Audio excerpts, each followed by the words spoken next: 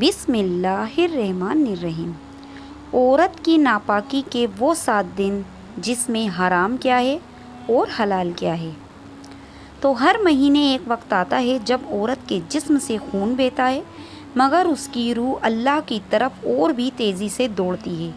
یہ بیان ہر اس بہن کے لیے ہے جو وہ 7 دن محسوس کرتی ہے جب وہ سجدے میں نہیں جا سکتی، وہ نماز کے وقت اذان سن کر اپنے کمرے میں اداس ہو کر بیٹھ جاتی ہے، جس کا دل بار بار کہتا ہے یا اللہ تو نے مجھے اپنی عبادت سے دور کیوں کر دیا۔ تو آئیے اس بیان کو دل سے سنیے، صرف زبان سے نکلے الفاظ نہیں بلکہ وہ حقیقتیں ہیں جو روح کو زندہ کرتی ہیں۔ ناپاکی گناہ نہیں، اللہ کی رحمت ہے۔ جب تو ان حالات میں ہوتی ہے، تیرے جسم سے خون بہہ رہا ہوتا ہے، جب بھی تیرا رب تیرے قریب ہوتا ہے۔ کیا تو جانتی ہے تو جب سجدے میں نہیں جا سکتی تب تیرا آنسو اللہ کے عرش پر سجدہ کرتا ہے۔ تو جب ہاتھ نہیں اٹھاتی تو تیرے ٹوٹے دل کی دھڑکن یا اللہ کی صدا بن جاتا ہے۔ حضرت عائشہ رضی اللہ تعالیٰ عنہ کے بارے میں آتا ہے کہ وہ ایک مرتبہ حیض کی حالت میں تھی اور نبی کریم صلی اللہ علیہ وسلم ان کے پاس آئے۔ انہوں نے غم زدہ ہو کر کہا، یا رسول اللہ، میں ناپاک ہوں۔ تو نبی پاک صلی اللہ علیہ وسلم نے مسکرا کر جواب دیا، اللہ نے تجھے اس حالت میں بھی تنہا نہیں چھوڑا بلکہ تیرے لیے آسانی پیدا کر دی۔ تو سوچئے، نبی کریم صلی اللہ علیہ وسلم نے تسلی دی اور بتایا کہ یہ حالات اللہ سے دور نہیں بلکہ اللہ کی مہربانی ہے کہ وہ تجھے روایت دے رہا ہے۔ بہن، جب ساری دنیا سو رہی ہو اور تو اپنے کمرے میں اندھیرے میں تھکی ٹوٹی اداس بیٹھی ہو تو سوچتی ہے کاش میں تہجد پڑھ سکتی، مگر جان لو تو تہجد نہیں پڑھ سکتی، مگر تو وہی دعا کر سکتی ہے جو سجدے والے کرتے ہیں۔ تیری آہ، تیری دعا، تیرے آنسو اور تیری چپی سب کچھ اللہ سن رہا ہے۔ کبھی خاموشی میں بھی اتنی صدا ہوتی ہے کہ وہ سیدھا عرش کو ہلا دیتی ہے۔ یہ صرف ایک شریعتی فتویٰ نہیں بلکہ ایک جذباتی، روحانی، دل کو سکون دینے والا سفر ہے جو ہر اس عورت کے لیے ہے جو اپنے رب سے جڑنا چاہتی ہے، چاہے وہ جسمانی حالات میں عبادت نہ کر سکے۔ سب سے پہلے یہ سمجھو، ناپاکی کا مطلب گنہگار یا گندی نہیں ہوتا، یہ ایک فطری عمل ہے جو اللہ نے خود عورتوں کے لیے طے کیا ہے۔ عورت حیض کے وقت گناہ نہیں کرتی بلکہ اس کی حالت اللہ کی رحمت کی نشانی ہوتی ہے۔ اللہ تبارک و تعالیٰ جانتا ہے کہ تو تھکی ہوئی ہے، تیرا جسم تازہ خون بہا رہا ہے، تو درد میں ہے، تو کمزوری میں ہے، اور تیرے رب نے تجھ سے نہیں کہا کہ تو گنہگار ہے بلکہ کہا اب تو بیٹھ، آرام کر اور مجھے دل سے پکار۔ ناپاکی میں کیا کریں؟ ذکر الہی، دل کی عبادت۔ جب سجدہ منع ہو تب ذکر کا دروازہ کھلا ہوتا ہے۔ سبحان اللہ، الحمدللہ، لا الہ الا اللہ، اللہ اکبر، استغفر اللہ۔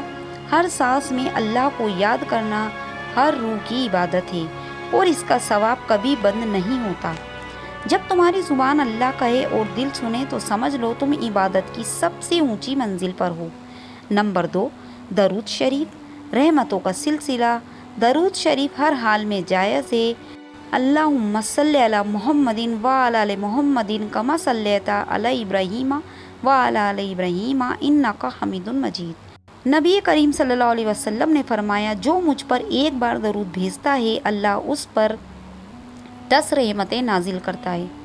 تسبیح لے کر درود پڑھیے، ہر بار، ہر لمحہ، ہر حال میں رحمت آپ کے ارد گرد گھومتی رہے گی۔ نمبر 3 ہے دعا۔ جب آنکھوں سے سجدہ ہوتا ہے، ناپاکی کا مطلب یہ نہیں کہ اب تیرا رب تجھ سے دور ہے، بلکہ یہ وہ وقت ہے جب تو روح سے دعا کرتی ہے اور روح کی دعا رب کی دعا سے کہیں زیادہ اثردار ہے۔ جب تو کہتی ہے یا اللہ، تیری آنکھیں بھیگ جاتی ہیں۔ جب تیرا رب کہتا ہے میری بندی نے پکارا ہے، میں سن رہا ہوں۔ تو کہے یا اللہ، سجدہ تو نہیں کر سکتی مگر میرے آنسو سجدہ کر رہے ہیں۔ نمبر 4 ہے استغفار۔ جب جسم نہیں تب روح کو پاک کریں۔ ناپاکی کے دنوں میں توبہ اور استغفار بہت زیادہ اثردار ہوتی ہے۔